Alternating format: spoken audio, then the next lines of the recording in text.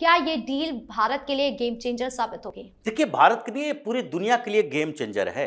यह दिखा रहा है कि अमेरिका के वर्चस्व को किस तरीके से चुनौती दी जा सकती है, वो भारत सीखो। प्रधानमंत्री मोदी ने यही काम किया। ये साइलेंट किलर की तरह आगे बढ़ते रहे। वो ज्यादा बोलते नहीं अंतर्राष्ट्रीय मुद्दों पर। वो प्रेसिडेंट डोनाल्ड ट्रंप की तरह नहीं है कि हर दूसरे दिन आकर कुछ बयानबाजी कर दिए। भारत और पाकिस्तान के बीच सीज फायर उन्होंने करवाया, इसकी बात कर दिए।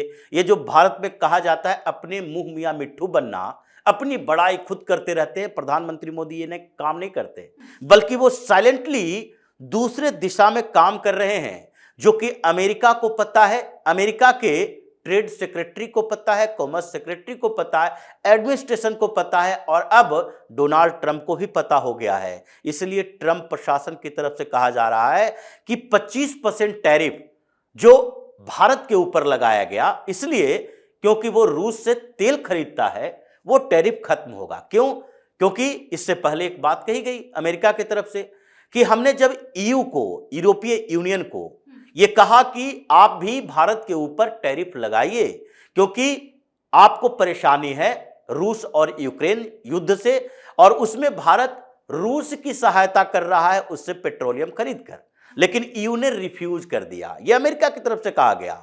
अब ऐसा लग रहा है कि चूंकि ईयू और भारत के बीच फ्री ट्रेड एग्रीमेंट होने वाला है, लगभग सारी फॉर्मेलिटी पूरी हो चुकी है, इसलिए गणतंत्र दिवस के अवसर पर मुख्य अतिथि के तौर पर ईयू के, यूरोपियन काउंसिल के चीफ और ईयू कमीशन के प्रेसिडेंट, ये दोनों को बुलाया गया।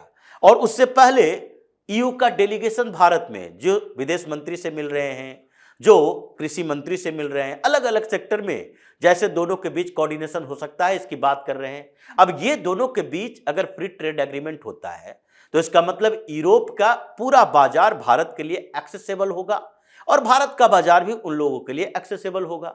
और इसीलिए अमेरिका की परेशानी बढ़ी है कि जो अमेरिका ने टैरिफ लगाया और जो हमें नुकसान प्रोडक्शन में हो रहा है कि हम कहां व्यापार करें, वो हमने पहले क्या किया, ब्रिक्स में शिफ्ट किया, फिर धीरे धीरे चाइना के सामने खोले, और फिर अब यूरोप के मार्केट में हम अपने उस प्रोडक्ट को बेचेंगे, अमेरिका की जरूरत ही नहीं पड़ेगी। इसलिए अमेरिका भी अब घोषणाएं करने में लग रहा है। डोनाल्ड ट्रंप कह रहे हैं मोदी के साथ कोई बिग डील होगा, बड़े समझौते किए जाएंगे, वो हमारे मित्र हैं, समझ जाएंगे।